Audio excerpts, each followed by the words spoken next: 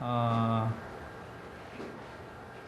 결론적으로 이제 얘기를 하면은요, 그리스도인들에게서 의술이나 약은 기도와 믿음과 모순된 거라고 주장하는 사람들이 있어요.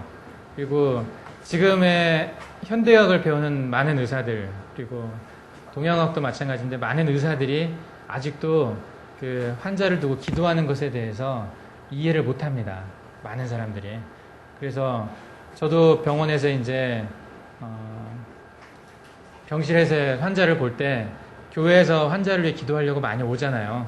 병문 안으로 오고 와서 기도할 때 저도 크리스찬이었지만은 그 기도가 실질적으로 그 사람들의 병을 치유할 거라고 생각을 안 했었습니다. 전혀.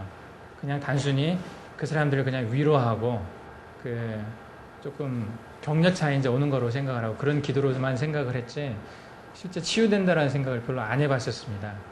근데 아주 흔한 일들은 아니지만은 이렇게 기도를 했을 때 몸이 낫는 것들을 경험하는 분들도 좀 종종 있거든요. 그래서 이 의술도 결국 하나님이 쓰시는 거고 기도도 하나님이 쓰시는 그런 방법이지만 그 양쪽 다 쓸 수 있다는 것에서 항상 인정을 하고 봐야 될 것 같습니다. 그래서 하나님은 의학적 지혜나 의술을 가진 인간을 사용하시어 병자를 고치기도 하시고 기도를 통해서 고치기도 하십니다. 양쪽 극단에 있는 사람들 있죠. 어떤 사람들은 의술을 인정을 안 하고 그쪽에 의사한테 몸을 안 맡기는 사람도 있거든요. 기도만 하고 그러다 죽어가는 사람들도 가끔 보죠. 여호와 증인이나 이런 데서는 술 같은 것도 안 하고 또 어떤 사이비 종교 집단에서는 병이 있는데 아들을 딸을 맡기지를 않더라고요. 집에서 데리고 기도하고 그러다 암이 키워져서 죽은 사람도 있었고 TV에서도 가끔 그런 것들이 나오는 것을 보는데 양쪽 다 중요한 의미가 있습니다. 그래서 의술을 행하는 사람은 하나님이 창조하신 과정에 대한 끝없는 연구의 참여자들입니다. 이게 무슨 말이냐면 의학을 공부하는 거 이건 하나님의 자연계시거든요. 하나님이 보여주시는 어떤 방법들을 연구하고 노력한 겁니다. 창조의 어떤 질서를 알려고 노력하고 그런 과정에 참여해서 보통 공부하지 않은 사람들에 비해서 조금 더 아는 사람들이거든요. 그러니까 이런 창조적인 지혜들을 육체적 치유를 위해서 사용될 수 있게 만들어 놨어요, 하나님께서. 그러니까 이것을 반드시 이용할 수 있어야 되고요. 그리고 뭐 서양의학이나 동양의학이나 인도의학이나 또는 이제 최신의 여러 의학 기술들 또 굉장히 복잡한 그런 약들은 그 병든 사람을 건강해서 회복시키려는 하나님 섭리의 일부분이라는 거죠. 같이 인정을 해야 됩니다. 별개가 아닙니다. 이건 하나님 섭리가 아니고 인간이 하는 것이고 기도는 하나님의 섭리에서 하는 거고 그게 아니라는 거죠. 같이 역사하신다는 것을 기억을 하시길 바랍니다. 이제 반복되는 얘기지만 성경에는 믿는 자들이 의사와 약의 도움을 받은 것을 암시하는 부분들이 있습니다. 바울은 디모데에게 포도주를 복용하라고 말을 했고요. 예수님은 의사들과 약을 합당한 수단으로 인정을 하셨습니다. 우리가 아플 때는 우리의 건강을 전적으로 의사들에게 달린 것처럼 그들에게 유지할 수도 있고 그와 동시에 우리의 회복이 완전히 하나님께 주권적인 손에 달린 것처럼 계속 기도할 수도 있습니다. 그리고 뭐 한계는 있죠. 의사와 약이 한계를 가질 때에 그때도 믿음과 기도는 계속 될 수가 있다는 것을 기억을 했으면 좋겠고요. 결론은 치유는 하나님의 백성을 위한 하나님의 사랑의 표시입니다. 치유에는 우리가 이해할 수 있는 신비가 있고 그러나 치유는 하나님의 뜻입니다. 그러므로 우리가 병들었을 때 약을 먹고 의사를 찾아가는 것이 자연스러운 것처럼 치유를 위해 하나님께 기도하는 것도 자연스럽고 정상적인 거라는 거죠. 예수님은 인간 영혼만 구원하시기 오신 것이 아니고 육체를 포함한 전인을 구원하기 위해 오셨습니다. 그래서 예수님은 말씀 선포와 가르침과 치유를 같이 하셨었죠. 그래서 현대 선교는 말씀 선포와 가르치는 데는 신실하죠. 주로 이것을 배워가지고 나가는데 치유 사역을 상당히 소홀히 하는 경향이 있습니다. 또 치유 사역을 온전히 의사한테만 맡기는 경향이 있습니다. 제가 알고 있는 어떤 선교사님도 영적인 일은 선교사가, 육적인 일은 의사가 따로 분리해서 하는 것이 철저한 사고방식 가진 그런 서양 의사가 있더라고요. 그래서 제가 직접 들은 얘기는 아닌데 어떤 다른 선교사님이 이제 대신 저한테 얘기를 해주셨는데 제가 오해를 한 것일지는 모르지만 의사가 의사한테 무슨 영적인 얘기를 하냐, 의사는 치료하면 된다, 이런 식의 말을 한 걸 들은 적이 있어요. 저는 굉장히 그게 좀 기분 나쁘게 들렸거든요. 같이 가는 건데, 육적인 치유와 영적인 치유가 같이 가는 건데, 저도 궁극적으로는 영을 치유하기 위해서 육을 치유하는 거잖아요. 의료 선교사라는 게. 근데 영적인 것은 다 뭐 신학을 한 목사한테 맡겨두고 의사는 육적인 것만 치료한다. 저는 그게 아니라고 생각을 합니다. 또 영적인 것은 목사들이 다 맡고 의사들은 육적인 것만 치료하는 그런 게 아니라고 생각을 합니다. 같이 가야 한다는 거죠. 어느 쪽에 더 비중이 있는 건 차이가 있겠지만은 같이 가야 된다는 생각을 합니다. 그래서 그 선교를 나가실 분들, 앞으로 영적인 치유를 하실 분들은 반드시 육적인 치유의 방법을 어느 정도는 좀 익히셔야 한다는 건데, 그게 이제 제가 주로 얘기할 뜸이 가장 좋은 방법이 아닐까, 그런 생각을 좀 하는 겁니다. 아까 얘기했던 것처럼 인간을 돌보는 가장 집중적인 방법이 치유사역이죠. 설교가 아니거든요. 예배가 아니고 가장 집중적인 것은 치유사역입니다.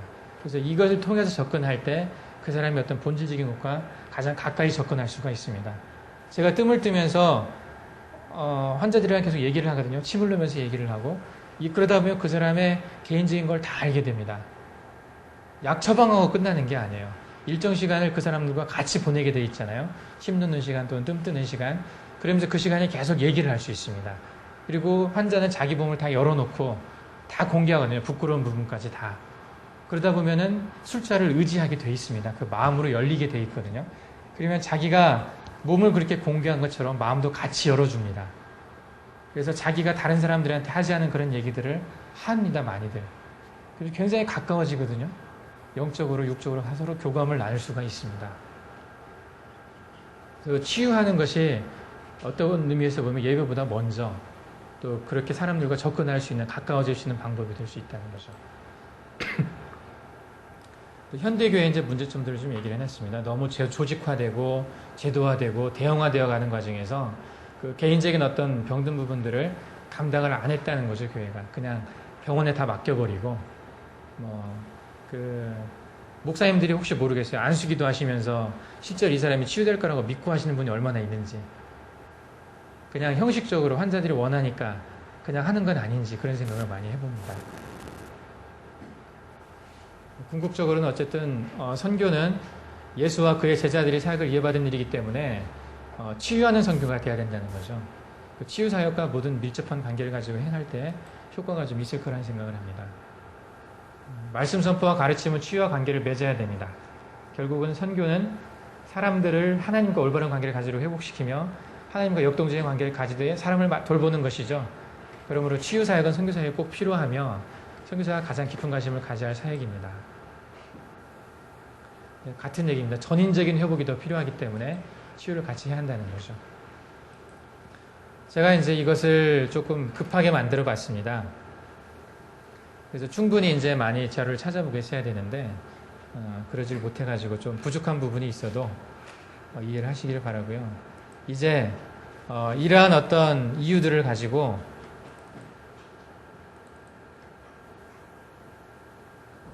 침과 뜸에 대해서 한번 보도록 하겠습니다. 침과 뜸에 대해서 이제 대충 기본적인 얘기들을 좀 할 텐데요. 아큐목시뷰션이라고 되어 있는데 아큐펑처 목시뷰션 다 쓰면 너무 기니까 아큐목시뷰션이라고 썼습니다. 그 효능과 올바른 활용 방법에 대해서 간단하게 보겠습니다. 많이 보던 사람이죠? 네. 요분은 잘 모르죠? 직접 뵌 적은 없을 거니까 이제 저희 구당 선생님이시고요. 제가 침수련에서 견학을 할 때 견학을 하는 동안에 이렇게 찍은 건 아니고 나중에 제가 책을 낼 때 좋은 커트를 만들기 위해서 그냥 이게 좀 의도적으로 좀 한 겁니다. 네. 견학을 할 땐 저 넥타이 안 맸습니다. 그리고 막 머리도 안 감고 꾀져자 할 때도 많았고 깔끔하게 머리 깎고 넥타이 매고 그러고 찍었는데 지금 연세가 91세십니다. 이분이. 그리고 저하고 키 차이가 많이 나죠. 패드가 굉장히 낮아요. 저는 좀 아래쪽에 걸리고 부당쌤은 이제 여기 엉덩이 쪽에 가깝게 돼 있어서 허리를 꼿꼿이 세우고 할 수 있지만 저는 숙여야 됐거든요. 견학하는 동안에 상당히 힘들었습니다. 저는. 부당쌤이 참 부러웠습니다. 작은 키가 이때만큼은. 그래서 이분이 가지고 있는 어떤 생각들이 여기는 배워서 남주자입니다. 슬로건이 배워서 남주자. 저는 침과 뜸으로 하나님의 사랑을 온누리에 좀 다르죠. 저희들은 목적이 하나님의 사랑을 전하는 거고 부당쌤은 그냥 치료하는 겁니다.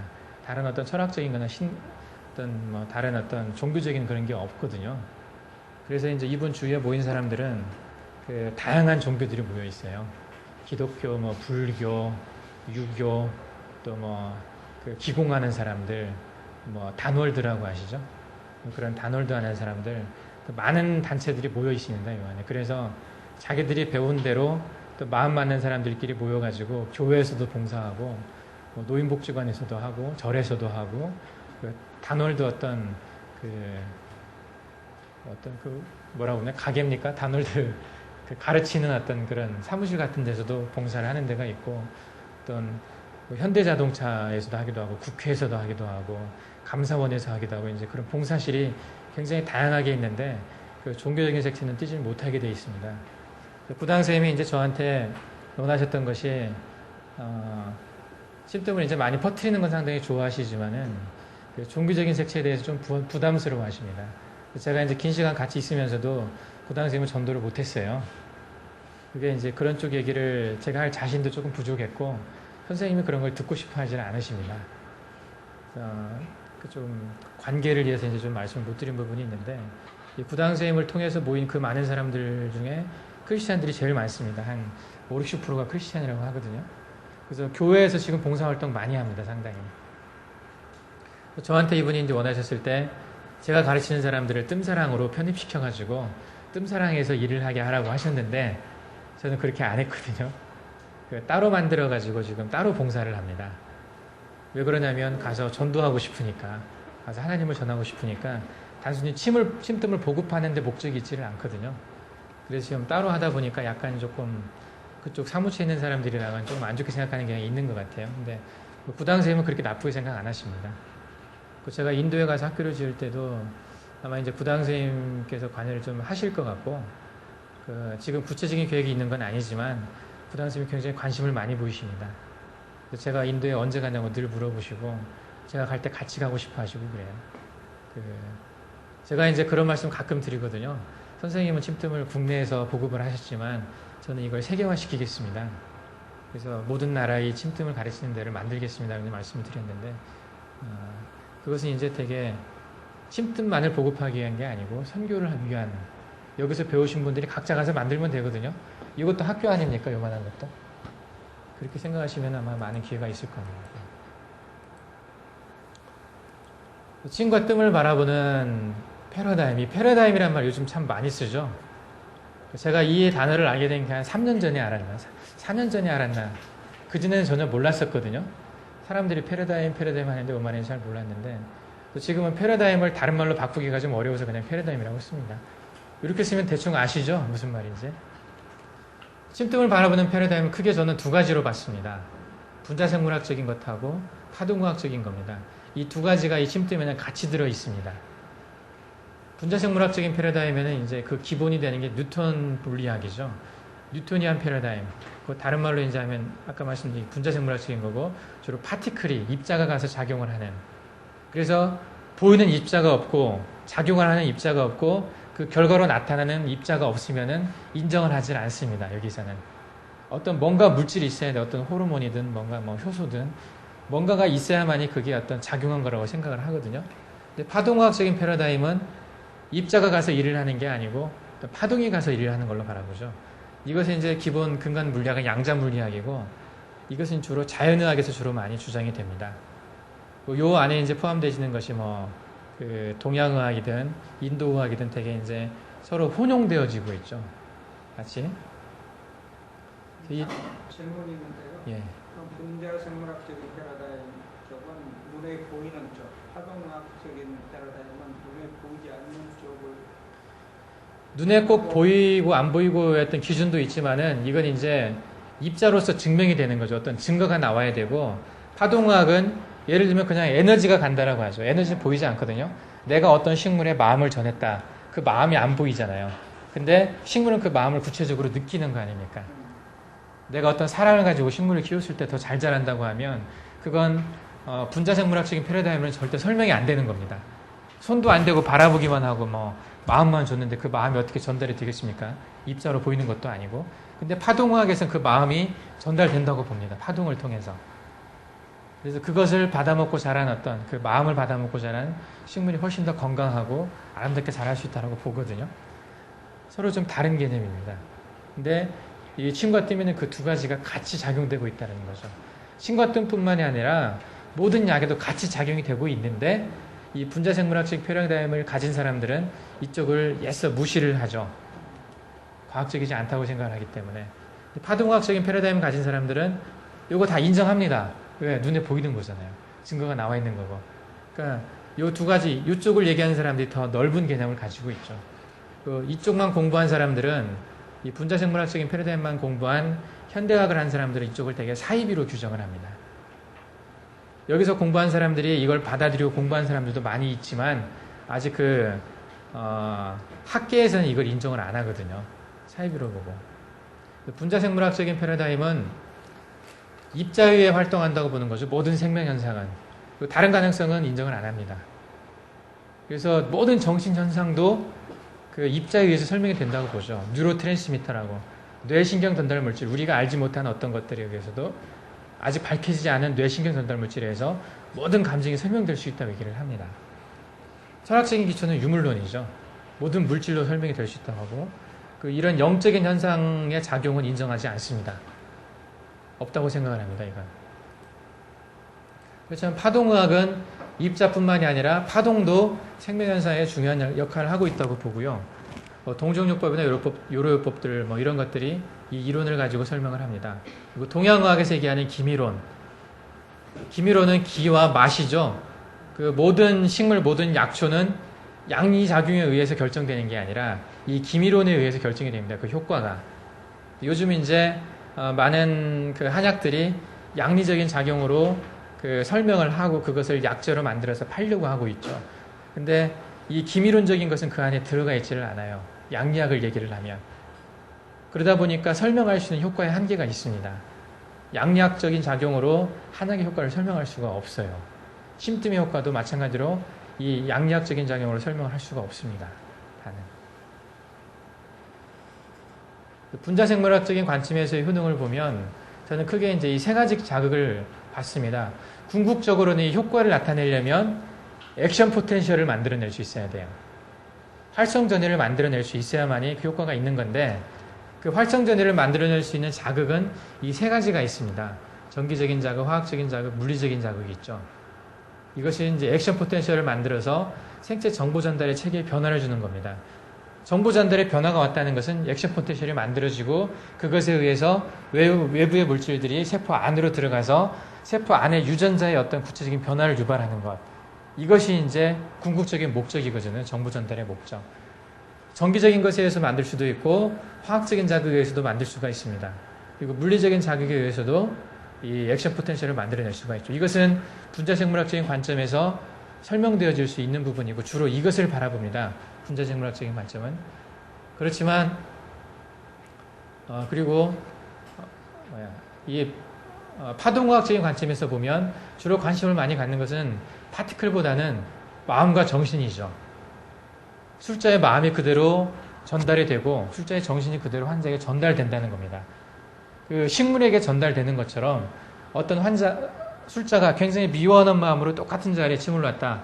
효과가 다를 수밖에 없는 겁니다. 사랑하는 마음으로 놓는 것하고 미워하는 마음으로 놓는 것하고. 그리고 뜸쑥이 가지는 기미론적인 효능입니다. 이 쑥이 가지고 있는 것은 양의 기운이 왕성한 이른 봄에 들판에서 왕성한 양의 기운을 받으면서 자라거든요. 그래서 양이 굉장히 강한 걸로 봅니다. 그리고 효과적인 어떤 쑥 중에서 해풍을 받은 쑥이 더 효과가 있다고 얘기를 합니다. 구체적인 것은 잘은 모르겠지만 어떤 바다의 기운을 받는 어떤 그런 것들. 이 양의 기운이 강한 이 쑥을 또 양의 기운이 아주 강한 불로 태워서 뜸을 뜨잖아요. 쑥이 가지는 기운에다 불이 가지는 기운까지 합치면 뜸이 되는 겁니다. 굉장히 양이 강한 거죠, 이 뜸이. 이 기운은 어떤 파동에 가까운 성격이죠. 이 양이 가진 어떤 기운들은 그 물리적인 걸로 또 분자생물학적인 걸로 설명하기 힘듭니다. 이 파동을 인정을 해야 쑥의 효능도 인정을 할 수 있어요.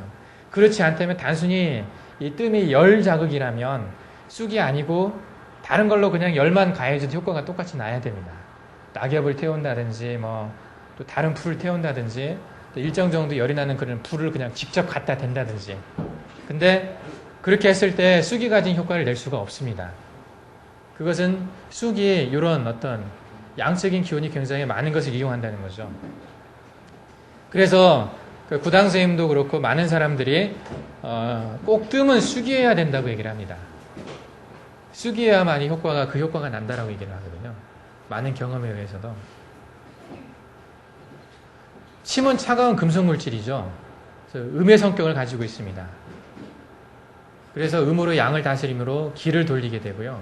뜸은 양의 기운이 강한 쑥을 가지고 양의 성격인 불로 태우기 때문에 강력한 양의 힘을 가지고 음을 다스리게 됩니다. 그래서 이 뜸은 혈을 돌리게 됩니다. 이건 뒤에 나중에 또 설명을 하겠지만 기와 혈이 가지고 있는 의미가 뭔지를 나중에 다시 한번 또 설명을 드리겠습니다. 침뜸의 임상 활용 종류를 이제 얘기를 하면 제가 이제 구당 침뜸법이 있습니다. 이 구당 침뜸법은 앞으로 이제 제가 주로 이걸 많이 얘기를 하겠지만 그 무국보양뜸을 기본으로 하여 증상에 따라 치료를 가감합니다. 이 무국보양뜸이란 말을 오늘 처음 접한 분들도 계실 텐데 이거는 이제 구당 선생님이 그 기본적으로 뜸을 뜨는 자리들이 있어요. 모든 사람한테 필요하다고 생각되는 그런 자리, 그 기본 혈자리들을 우리가 무국보양뜸이라고 얘기를 해서 그 보양하는 자리, 보양하는 뜸입니다. 건강한 사람이나 그렇지 않은 사람이나 꾸준히 이 뜸을 뜨면은 그 몸이 좀 편해지는 쪽으로 가는 그런 자리가 이제 구당 선생님이 사용하시는 무국보양뜸입니다. 구당 선생님은 이제 뜸이 치료의 주가 되고 침을 보조적으로 치료합니다. 그 침을 멋있다고 생각하시는 분들이 많은데 침이 멋있긴 멋있습니다. 굉장히 화려하고 변화무쌍하거든요. 뜸은 왠지 막 둔해 보이고 막 좀 그래요. 변화가 없는 것 같고. 근데 뜸도 굉장히 변화무쌍합니다. 부리는 방법에 따라서 효과가 바로 나타나기도 하고 또 효과가 굉장히 늦게 나타나기도 합니다. 그 뜸이 주가 되고 침이 보조가 된다는 게 상당히 큰 특징입니다. 이렇게 쓰는 사람이 별로 없거든요. 다른 사람들은. 이론적으로는 이제 음양 오행의 기초를 두지만 현대의학의 신경생리학을 많이 병용을 합니다. 신경생리학적으로도 이 구당샘의 침뜸법이 많이 설명되어집니다. 그것을 이제 제가 쓴 책에다 많이 쓰려고 노력을 했고요. 다른 침뜸법을 보게 되면 뭐 사암침법, 김씨일침요법, 동시침법, 나가노침법, 뭐 기경팔명침법, 자유주침법, 수지침법 등 이제 여러 종류가 있어요. 여기에 말씀드리지 않은 침법도 굉장히 많거든요. 나름대로 다들 이론 체계가 다릅니다. 이게 각각 다 이론 체계가 다른데 나름대로 다 효과가 있습니다. 어느 정도는. 최근에 독일에서 어떤 분이 논문을 썼는데 침은 아무 데다나 꽂아놔도 효과가 있다. 뭐 경락 체계에 따르지 않고 아무 데다나 꽂아놔도 일정 정도 효과는 나고 경락에 찌른 것과 별로 다르지 않더라. 이런 논문을 쓴 사람이 최근에 있더라고요. 근데 그건 그 사람이 경락을 잘 모르고 쓴 걸 겁니다. 아마. 물론 아무 데다나 꽂아놔도 일정 정도의 침 자극으로 인한 분비되는 호르몬에 대한 어떤 효과는 있습니다. 뜸도 마찬가지예요. 아무 데다나 떠도 효과는 어느 정도는 있습니다. 근데 제대로 된 효과를 내려면 목표했던 효과를 내려면 그 특정한 증상에 특정한 경혈에 이렇게 뜸을 뜰 수 있고 침을 놔야 됩니다. 뜸법이 또 다른 뜸법들이 있어요. 이제 많이 뜨는 뜸이 인산뜸법이라고. 인산뜸 뜬 거 보신 분 계십니까? 굉장히 크게 뜨죠. 굉장히 크게 중환하고 성문하고 족삼리에 딱 이제 이렇게 뜸을 뜨는데 뭐 배달왕뜸법이라고 또 있고 뭐 수지뜸법도 있습니다. 이외에 이제 뜸법들이 굉장히 많아요. 구당침뜸법의 이제 장단점, 단점을 보면 치료에 많은 노력이 들어갑니다. 매일 일정 시간 보통 20-30분씩 매일 떠야 돼요, 뜸을. 이게 이제 어떤 사람은 굉장히 귀찮지만 우리 같이 선교를 하려고 하는 사람한테 굉장히 큰 장점입니다. 그 일정 정도 시간을 잡아둘 수 있거든요. 그 시간에 얘기할 수가 있고 그 시간에 또 그 사랑하는 마음으로 뜸을 떠주면 아까 말씀드린 어떤 파둥의 효과, 그 마음이 전달이 돼서 훨씬 더 효과를 낼 수가 있습니다. 뜸을 뜬 자리가 좀 화상이 남아요. 화상으로 인한 흉터가 남는데 이것도 단점이지만 장점이 될 수 있어요. 왜? 자리가 남으니까 계속 뜰 수 있잖아요. 그 자리에다가. 어차피 계속 떠야 되기 때문에. 흉터가 없어져 버리면, 안 남아버리면 못 뜨잖아요. 지워져 버리면. 이 흉터는 그 젊은 사람들은 싫어해요. 근데 연세 드시고 진짜 아픈 사람들은 흉터 신경 안 씁니다. 제가 흉터 신경 쓰는 사람들은 뜸 뜨라고 안 합니다. 왜 그러냐면 뜰 때가 안 됐어요. 덜 아픈 거예요. 그건. 정말 필요한 사람들은 뜸을 뜨거든요. 흉터가 남아도. 그러니까 뭐 흉터 때문에 걱정하신다, 뭐 흉터가 뭐 문제다. 또 제가 어제 그 인터넷에 뜸사랑 사이트에 가서 게시판을 보니까 이 흉터를 치료하는 방법을 알려달라고 이 굉장히 중요한 문제라고 말하는 사람이 있더라고. 어떤 사람이 흉터에 뜸을 뜨고 거기에다가 침을 놔서 화상침 치료를 하는 게 있거든요. 바로바로 치료하는 건 어떻게 했냐고 얘기하는 사람이 있더라고요. 그 사람은 뭐 좀 안 아픈 사람이에요. 뜸 뜰 자격이 없는 사람입니다. 이 흉터가 사랑스러워 보일 때, 네? 이 뜸자리가 멋있어 보일 때, 이게 정말 이동하기도 합니다. 골격이 조금 바뀌면서 피부가 이제 늘어나는 부분이 조금 달라요. 어떤 부분은 많이 늘어나고 어떤 부분은 좀 덜 늘어나고 하는데 규칙적으로 좀 이걸 다시 좀 봐줄 필요가 있습니다. 그리고 뜸자리를 이렇게 잡다 보면 등에 잡는 자리, 배에 잡는 자리가 이게 굉장히 균형이 잡히거든요. 그러면 그게 꼭 어떤 문신처럼 멋있어집니다. 저는 뜸자리 멋있는 걸 좋아합니다. 그래서 균형 잡힌 걸 딱 보고 이 사람은 뜸 좀 떠본 사람이구만, 뭐 좀 잡아본 사람이구만 알 수가 있어요. 구당승 선생님이 뜸자리를 잡으면 이뻐요, 굉장히 뜸자리가. 흉터 신경 쓰지 마십시오. 그래서 장점은 부작용이 거의 없습니다. 물론 한 군데만 출장 한 군데만 뜨면 부작용 생겨요. 기혈의 흐름이 좀 바뀝니다. 근데 구당선생님이 뜨는 자리, 그 균형을 잡아서 뜨는 자리, 팔을 뜨면 다리를 뜨고 왼쪽을 뜨면 오른쪽을 뜨고 위를 뜨면 아래를 뜨고 등을 뜨면 배를 뜹니다. 이게 다 균형을 잡아놨어요. 나중에 이제 무국보양뜸에 대한 설명을 할 때 말씀드리겠지만 음양의 균형에 기가 막히게 들어맞습니다. 이게. 그래서 이 자리를 계속 뜨면 균형이 잡힙니다. 그래서 몸의 균형을 잡아주는 자리거든요. 그게. 그렇게 뜨면 부작용이 거의 없습니다.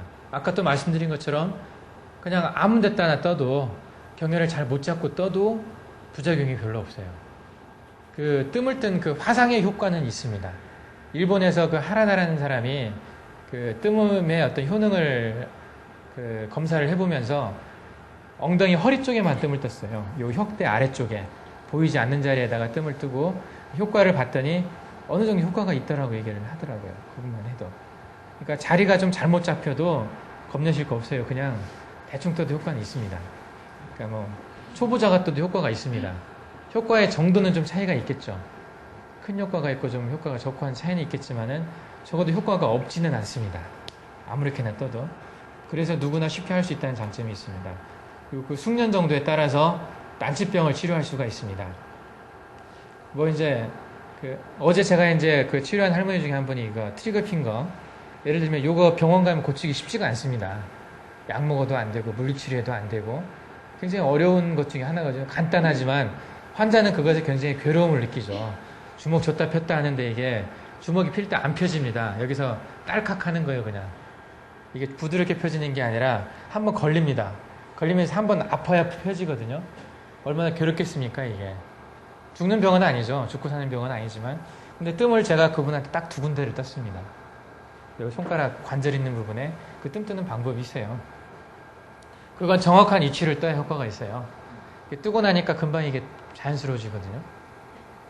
이건 숙련도에 따라 이런 것들을 쉽게 찾을 수가 있어요. 이런 자리를 잘 찾는 사람은 금방 기적을 보여줄 수가 있죠. 안 올라가던 어깨가 올라가고 잘 안 구부러지는 손목이 구부러지고 뜨자마자 그런 것들을 좀 바로 느낄 수가 있습니다. 숙련을 시키면 다른 사람들이 잘 하지 못하는 것도 치료할 수가 있거든요. 의외로 알고 나면 간단합니다. 이건 뭐 비법도 아닙니다. 모르는 사람들은 비법이지만 알고 나면 비법도 아니거든요. 그리고 치료에 사용되는 재료 가격이 굉장히 저렴해요. 아직은 이 쑥 가지고 뭐 굉장히 많은 이득을 남기고 하려고 하지 않기 때문에 한 10,000원 정도면 한 사람 6개월 정도를 뜰 수가 있습니다. 이 10,000원이면 약값으로 얼마나 됩니까? 의료보험 돼서 10,000원이지. 이게 의료보험이 되기 때문에 한 사람이 1,500원 내고 약을 사갈 수가 있지만 3일 정도 분량을. 의료보험이 되지 않으면은 3일 분량이 10,000원 정도 됩니다, 보통. 감기약 3일거 먹으려고 하면요, 10,000원 들어요. 감기약만 해도. 근데 이 수개월 6개월 동안 떠도 10,000원이면 된다는 거. 얼마나 쌉니까? 하루를 나눠서 따지면은 100원도 안 될 겁니다. 이게 재료비로 들어가는 거. 또 침도 마찬가지로 이렇게 비싸지가 않아요. 한해 시술하는데 소독을 안 한 침, 그냥 한 번 쓰고 버리는 침이 500원 정도면 한 해 시술 가능합니다. 다른 시술에 비해서는 조금 돈이 덜 들죠. 소독기를 갖다 놓고 소독을 해서 쓰면 이제 훨씬 덜 들죠, 이건. 소독을 해서 쓰는 게 좋습니다, 사실은. 침을 새거 쓰면 그 꼭대기가 너무 뾰족해가지고 안 좋습니다. 반복해서 쓰다 보면 끝이 좀 뭉툭해지거든요. 뭉툭한 침이 더 좋아요. 그래서 부당선생님은 소독을 해서 쓰는 걸 좋아하십니다. 그리고 요번에 인도네시아 갈 때도 좀 느꼈지만 이 조그마한 가방 하나면 몇백 명 치료할 분량을 가지고 갈 수가 있어요. 들고 다니기 굉장히 좋습니다. 배낭 하나 짊어매면 한 마을 사람 다 치료합니다. 배낭 하나 가지고 가면. 그만큼 그리고 이동이 굉장히 용이하죠. 그리고 어떤 데 가서라도 그 치료실을 만들 수가 있어요. 물론 이런 침대가 있으면 더 좋기는 하지만 침대가 없다 하더라도 그냥 맨바닥에 눕혀서도 할 수가 있거든요. 출자가 좀 불편하긴 하지만 못하는 건 아니거든요.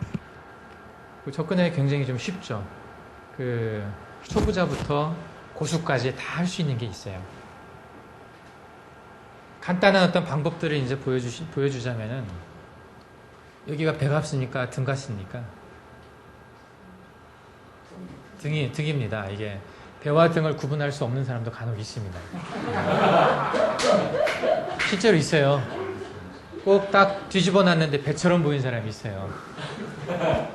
똑같습니다. 앞뒤가 이 가슴만 빼면. 이 부분 등 쪽 부분입니다. 언뜻 바라보면 이게 헷갈리죠. 배인지 등인지. 여기는 허리고 여기가 이제 충추 쪽이고 그렇습니다. 이 자리에 이런 점들을 잡아요. 여기가 폐유고 여기가 고황이거든요. 여기가 이제 신유고 여기가 요양관입니다.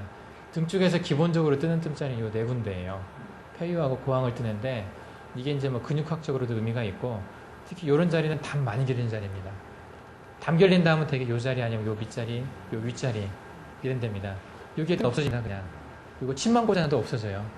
거기에 막 출장 막 마사지하고 막 안마하고 그럴 필요 없습니다. 그냥 피네침 하나 살짝 꽂아놓으면 사라집니다.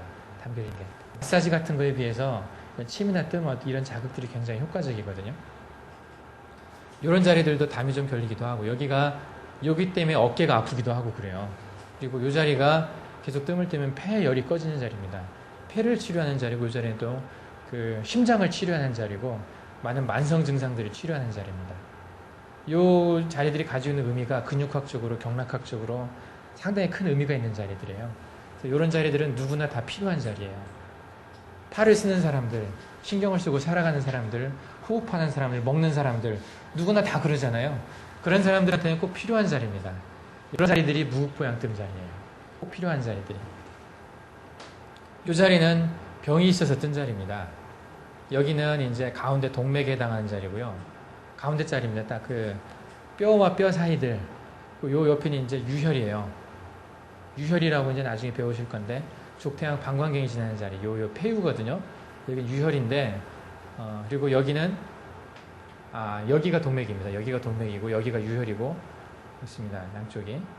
그리고 이쪽으로 신경학적으로 따지면 여기서 시작돼서 여기가 뿌리인 신경들이 있어요. 그리고 이 신경들이 이제 내부 장기 쪽으로 전이가 되고 바깥쪽에 이제 요 근육들로도 가거든요. 두 가닥으로 갑니다. 항상 여기서 나온 신경은 내부 장기로도 가고 이런 바깥에 있는 근육이나 이런 데로도 갑니다. 피부로도 가고 항상 두 가닥으로 가는데 그래서 이제 요 피부의 문제하고 내부 장기의 문제가 연결되어 있죠. 피부를 보고 내부 장기 이상을 알 수가 있습니다. 내부 장기에 이상이 있으면 그 해당하는 피부에 반영이 됩니다. 이것을 그래서 경락진으로 사용을 해요. 이렇게 쭉 만져보다 보면 이런 데가 올라가기도 하고 들어가기도 하고 그럽니다. 여기서 이제 시작되는 어떤 문제들이 발생하면 여기 어떤 증거들이 나타나 있어요. 그걸 경락현상이라고 그러거든요. 좀 단단해진 어떤 몽골이가 만져진다든지 다른 데에 비해서 조금 더 들어갔다든지 더 나왔다든지 어떤 형태로든 변화가 나타나게 되어 있습니다. 그것이 이제 치료 포인트가 돼요. 그래서 이렇게 뜸을 딱 뜨잖아요. 뜸 뜨고 치료를 딱 하게 되면 여기에서 지배되는 어떤 경락, 여기에서 지배를 받고 있는 신경, 그 신경의 지배를 받고 있는 장부들이 편해집니다. 굉장히 신기하게 좋아집니다. 부당선생님이 뜨는 특징적인 방법 중에 하나입니다. 이게 다른 사람들은 잘 안 쓰는 방법인데 부당선생님은 이런 방법을 쓰고 현대의학에서 IMS라고 하는 방법이 이것과 좀 유사합니다.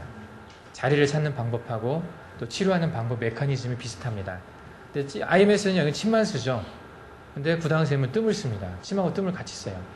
필요한 자리에는 부당선생님도 엄청나게 강자극을 합니다. 이 침이 지금은 세워져만 있지만 경우에 따라서는 이 침이 다 들어갑니다. 부에 따라서는.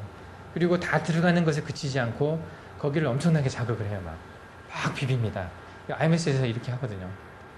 그 당시에는 다 그렇게 하지 않습니다. 그렇게 하지 않아도 이 뜸만 뜨면 이 뜸 자극이 보통 자극이 아니거든요. 맞아보신 분들 아시지만 굉장히 강하거든요. 침보다도 훨씬 강한 느낌을 받습니다. 이렇게 자극을 하고 나면 잘 풀어집니다. 아까 제가 이제 요 트리거 핑거를 얘기했는데 여기 이런 그런 포인트에 침 논다고 해결 안 됩니다. 침만 하나 꽂아놓고 침으로 자극한다고 이게 금방 풀리는 게 아닙니다. 근데 뜸을 트면 풀립니다. 이게 그만큼 자극에 똑같은 포인트를 찾았다 하더라도 자극하는 도구가 뭐냐에 따라서 달라요. 효과가. 뜸은 굉장히 작은 자극부터 굉장히 큰 자극까지 줄 수가 있어요. 온도로 따지면 한 3, 40도부터 뭐 몇백 도까지 온도를 줄 수가 있어요. 이 자극에 따라서 그 병의 종류가 조금 치료되는 병의 종류가 좀 다르죠.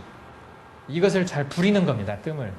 침도 부리는 거거든요. 뜸도 부리는 거고 이 부리는 방법을 알게 되면 많은 병을 치료할 수가 있습니다. 제가 가르쳐 드릴 것은 이런 포인트도 가르쳐 드리겠지만은 그 부리는 방법을 가르쳐 드릴 겁니다. 구당 선생님이 경험하신 거, 또 구당 선생님의 선친께서 경험하신 거, 또 공부하시면서 했던 이런 것들이 많이 그 노하우가 축적되어 있거든요. 그걸 배우고 나시면 상당히 쉽게 될 겁니다. 등 쪽 이건 배 쪽입니다. 여기가 어디 배 같습니까? 아랫배죠. 이게 배꼽입니다. 이게 여기가 이제 윗배 중안이고 여기가 아랫배입니다. 왜 이렇게 떴냐면 이 사람은 아랫배에 주로 많이 떴거든요. 뜸을. 이 사람은 생식기가 안 좋은 여자예요. 자궁이나 난소나 이쪽에 문제가 있고 여자들은 남자에 비해서 배나 병이 많습니다. 왜 그러냐면 이 자궁과 난소에서 시작되는 병이 많거든요. 여자들은. 그래서 그 자리를 치료할 때 이런 식의 그 장부와 가까운 자리들을 치료합니다. 여기는 난소와 가깝습니다. 여기는 방광과 가까워요. 이 중간에 이제 뭐 자궁이, 이 방광 뒤쪽에 또 자궁이 있죠. 이렇게 이제 치료를 하게 되면은 이렇게 치료하면 난소도 치료되고 방광도 치료되고 자궁도 치료가 됩니다. 그쪽으로 가는 기운들이 따뜻한 기운이 전달되면서 기가 전달이 됩니다. 그리고 이런 자리들이 요 안쪽에 있는 내부에 있는 장기의 병이 모이는 자리예요. 사기가 모인다 해서 모혈입니다. 모혈이 있고 유혈이 있어요. 등 쪽에 유혈이 있고 앞쪽에 모혈이 있는데 모혈은 어미모자 모혈이 아니에요. 모일 모자예요. 모인다고 하는 모혈인데 병이 모이는 자리예요. 그래서 자리가 이런 자리들을 눌러보면 아파하기도 하고 이런 자리들이 부어있기도 합니다. 되게. 우리는 복진을 많이 해요. 그래서 배를 진단을 많이 하는데 이 배 쪽에 뜸자리를 정할 때 배를 한번 싹 보고 좀 눌러보고 눈으로 유심히 바라봅니다. 그래서 좌우에 균형을 봐요. 어디가 올라가고 좀 내려간다. 올라가고 내려갔더니 부었다는 얘기거든요. 올라간 쪽에. 그리고 요 가운데 보면 선이 있어요. 이거 이제 동양으로 인맥이라고 말하거든요. 정 가운데 있는 선.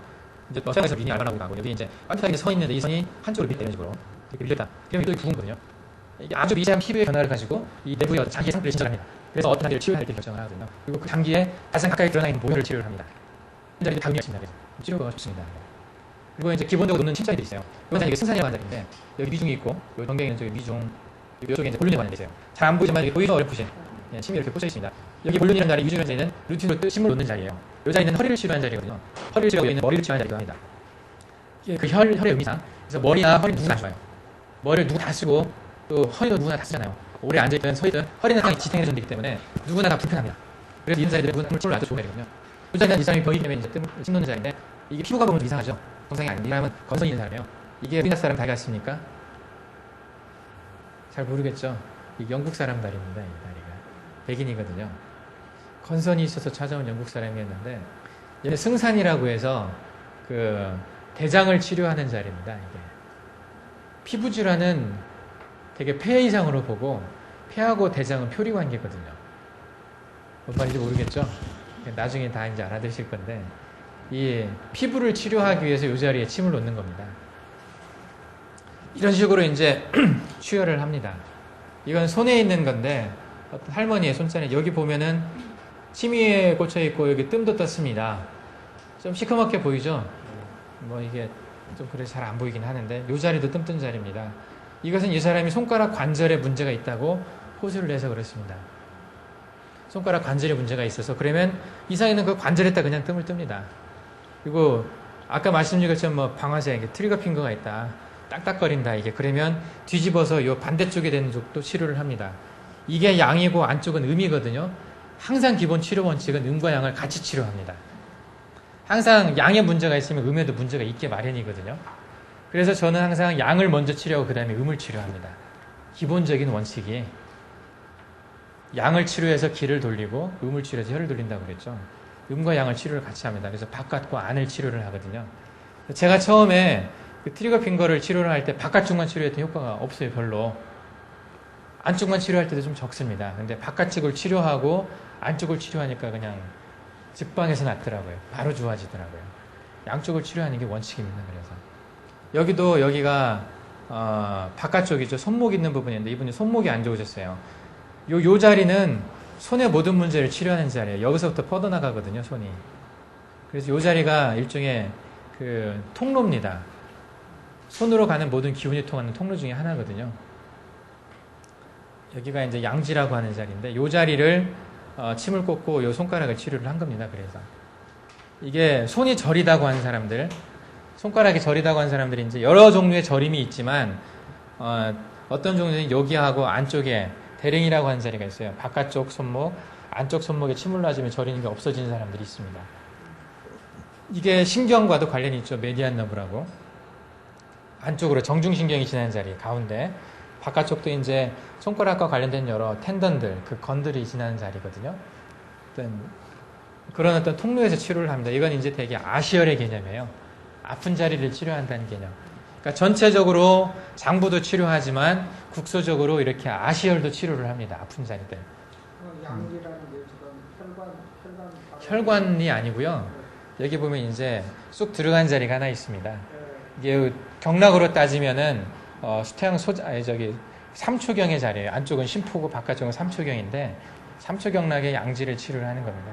이 경락을 치료하는 의미도 있고 이거에게 치료를 하면은 여자 같은 경우는 그 삼초, 하삼초죠. 하초라고 하는 게 있거든요. 여자의 하초에 들어가는 게 자궁이나 난소가 다 하초에 들어갑니다. 이 자리가 여기서 하초를 치료하는 자리예요. 특히 왼쪽 양지가 여자한테는 상당히 중요하게 작용되는 자리거든요. 여러 가지 의미가 있습니다. 국소의 의미가 있고 전체 의미도 있어요.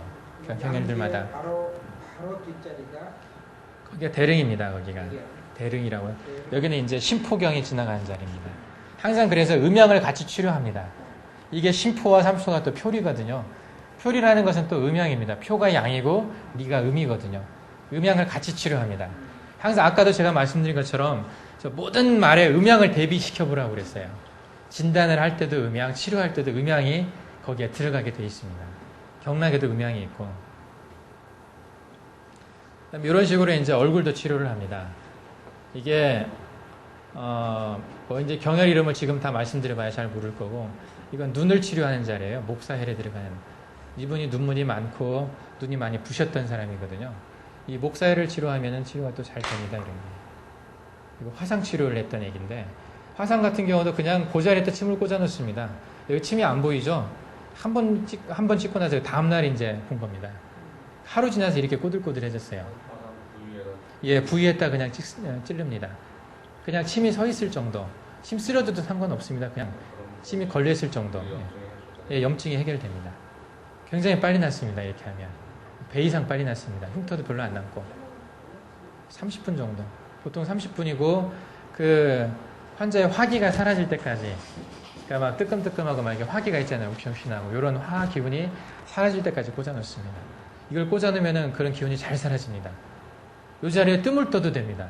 사실 염증 생긴 부분에 뜸을 떠도 염증이 잘 사라지고, 근데 뜸은 이런 화상의 후유증의 치료를 많이 합니다. 흉이 많이 남아서 흉터 막 가렵고 한 사람들 있죠. 부축돼가지고 막 가려서 못 견디는 사람들은 그 흉터 주변에 사상구를 떠요. 아주 가는 뜸을 뜨거든요. 그러면 실처럼 타들어가서 뜨끔하고 많은데, 그러면 그 가려움증이 사라집니다. 그러니까 침이나 뜸이나 그 아픈 그 자리를 치료하는 게 일단은 기본이 돼요. 전체적으로 기혈을 돌리는 자리가 있고 그 자리를 치료하는 자리가 있어요. 그 두 개가 이제 조화를 이루어야 치료가 잘 됩니다. 현대의학은 그 아픈 자리만 치료하는 경향이 있고, 그렇기 때문에 좀 부족해요.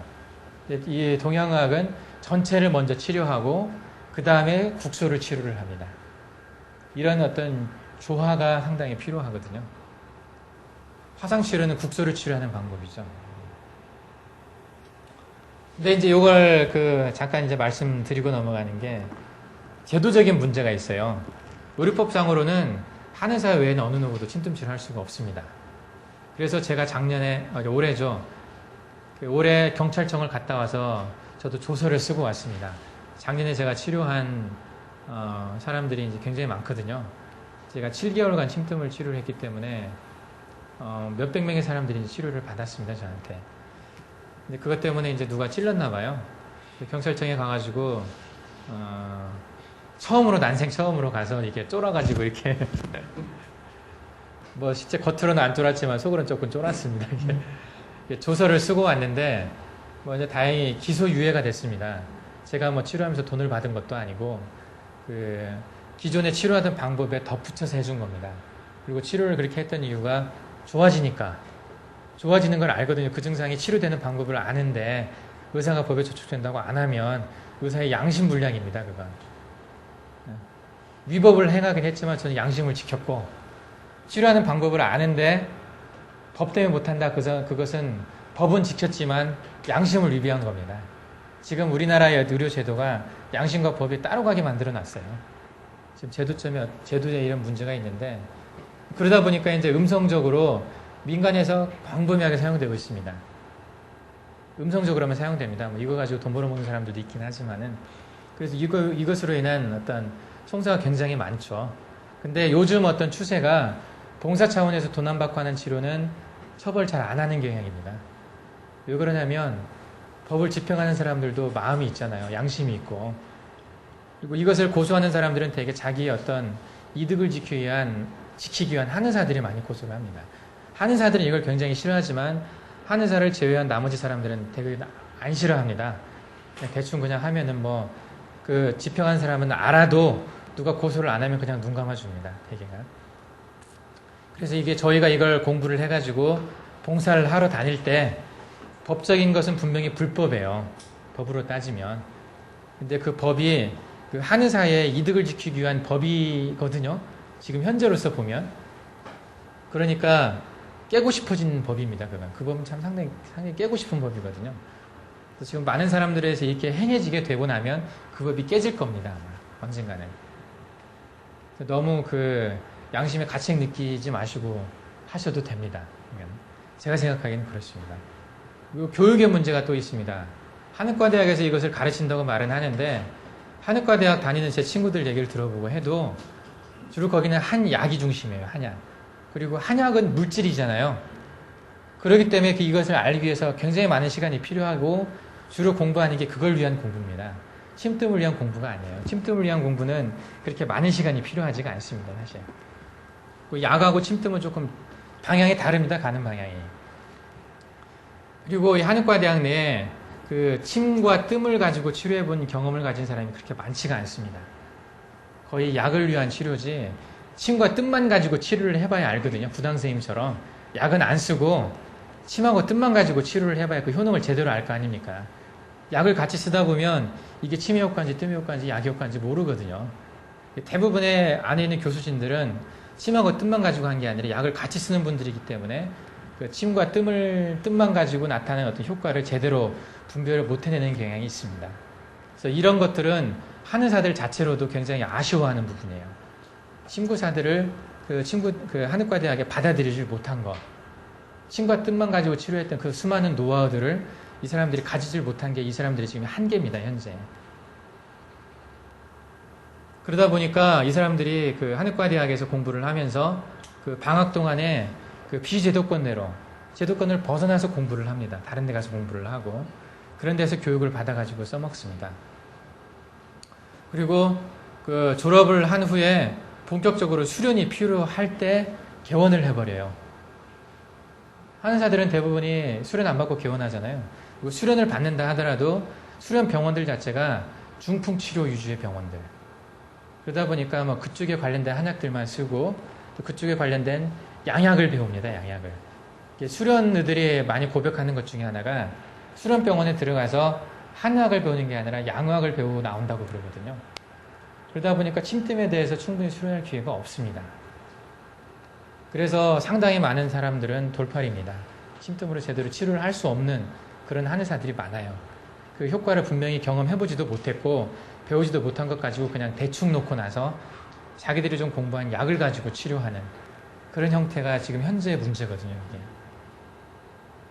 그렇지 않다라고 말하는 사람들은 눈 가리고 아웅하는 거예요. 알만한 사람은 다 알거든요. 그러다 보니까 제도권 외에 교육이 활성화되어 있죠. 그 면허 없는 사람 중에 그 굉장히 잘하는 사람한테 배웠던 사람들, 이렇게 개인적으로 사사받은 사람들이 그 열기도 하고, 어떤 교육의 장을 열기도 하고, 이제 부당 선생님처럼 친구사 면허를 가지고 있는 분들이 자기 새끼들을 생산을 못 하잖아요. 친구사 제도가 없어졌으니까. 그러니까 면허가 없는 사람들을 데려다가 가르칩니다. 그런 비제도권의 교육이 좀 활성화되는 게 있죠. 대표적인 비제도권 교육단체가 제가 이제 배운 뜸사랑, 또 뭐 침코리아라고 서울역 근처에 있습니다.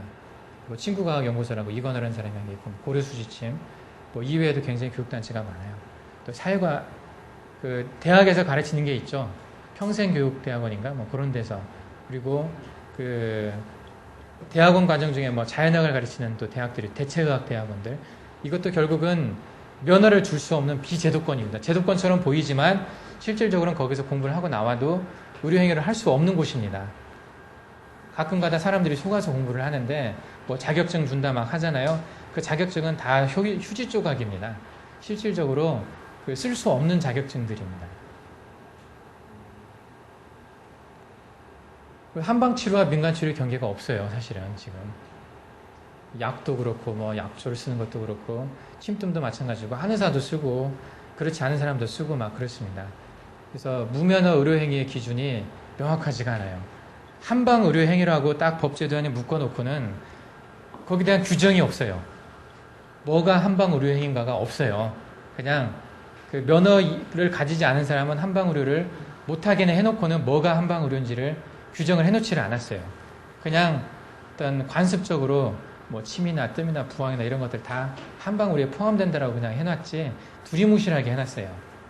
그래서 최근에 개발된 뭐 테이핑 같은 거나 이런 것들 한의사들이 막 쓰거든요. 그것은 한방의료에 포함되는 전통적인 게 아닌데도 한의사들 거라고 막 우깁니다. 왜? 경락경혈을 근거로 해서 쓰기 때문에. 도구는 최근에 개발된 거지만 경락경혈이 기본이 되기 때문에 한의사 거다라고 우깁니다. 첩대의학회에서 그렇거든요. 테이핑을 하는 한의사 단체가 첩대의학회거든요. 거기서는 그것이 자기들 거라고 우깁니다. 지금 이게 없어요, 경계가. 그래서 뭐가 뭔지를 잘 몰라요. 침뜸의 효과적인 이용을 위해서는 침과 뜸만 하는 집단이 필요합니다. 짧은 시간 내에 가르칠 수 있는, 예를 들면 친구사죠. 그리고 한꺼번에 많은 사람이 치료를 못해요, 침뜸은. 그러다 보니까 직접 시술하기에 한계가 있으니까 뜸방 같은 것을 만들어가지고 뜸만 떠주는 사람을 만드는 게 필요하죠. 지금 제가 작년에 이제 치료를 할 때에도 침뜸 시술을 해주고는 집에 가서 뜸 뜨십시오 하면 집에서 못 떠요.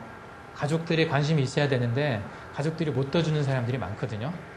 그런 사람들은 조금 소량의 돈을 내고 개를 묻어가지고 한 20-30명 정도를 묶어서 한 마을에서 누군가가 연습을 해갖고 이렇게 뜸만 해주는 그런 방이 있으면은 직업이 몇만 명 생길 겁니다. 아마. 또 이건 심플하거든요. 뜸 떠주는 건. 이거 이제 때에 따라서 좀 증상이 좀 잘 안 낫는다. 교체해야 될 필요가 있다. 그러면 좀 전문가한테 가서 자리만 바꿔주고 오는 겁니다. 그렇게 하면 상당히 좋은 방법인데 그게 지금 법으로는 지금 단절돼 있어요. 부당 선생님이 원하는 게 되게 이런 형태의 침거사를 만들어서 조금 공부를 하게 하고 그 사람들이 자리를 잡아주고 그리고 실제 뜸을 떠주는 사람들은 마을 단위로 가가지고 그 뜸방에서 그렇게 뜸을 떠주는 이런 형태가 가장 아이디어한 게 아닌가 생각을 하거든요. 제가 준비한 이제 파워포인트 이제 이걸로 끝인데 여기까지가 이거.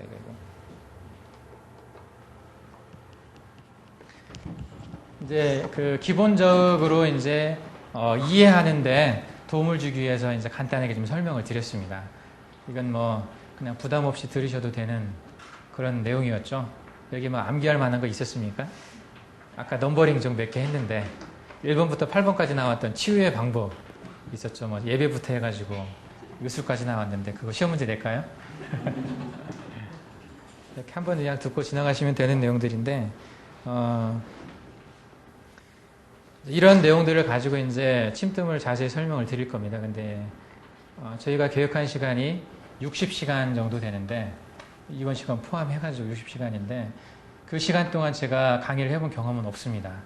제가 작년에 강의를 했을 때는 156시간인가를 했어요. 156시간 강의해서 금방 보여드린 그 책 4권 대충 끝냈습니다. 대충. 자세히 다 설명은 못 드리고 제 책 같은 경우는 이제 막 스킵을 했어요. 중요한 부분들 얘기하고 케이스가 150개 정도 되는데 그 케이스를 다 설명을 못 드렸습니다. 지금 60시간 동안 강의를 하는 동안에 아마 다 설명드리기는 어려울 겁니다. 근데 이제 제가 강의할 수 있는 것은 줄기를 잡아드리는 거예요. 줄기. 그러니까 여러분들 스스로 공부할 수 있게 해주는 겁니다. 이 책 4권을 기본적으로 보시고 그리고 이런 강의를 한번 듣고